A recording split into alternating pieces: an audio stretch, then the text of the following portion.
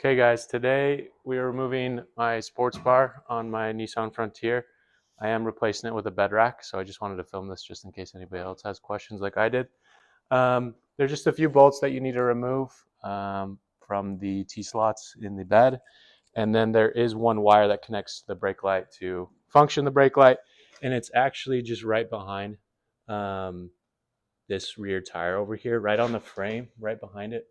It's going to connect into another harness over here. So I'll show you guys that in closer detail so you know which one to unplug. And then you just need to fish it through. So, okay guys, so when you're underneath your truck, it's going to be on the rear passenger tire. If you just follow the rear strut up, you'll notice that there's a red connection right up here.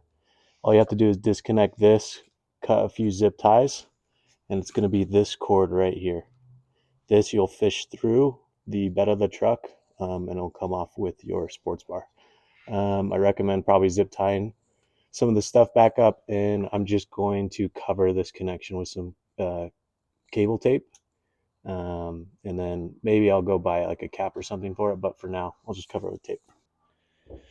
So after you've fished the wire through the bed of the truck, and you can remove these two bolts to take off these mounting plates. You don't need to remove those two. I didn't need to. It's just this center bolt on each side, and then you should be able to remove the sport rack.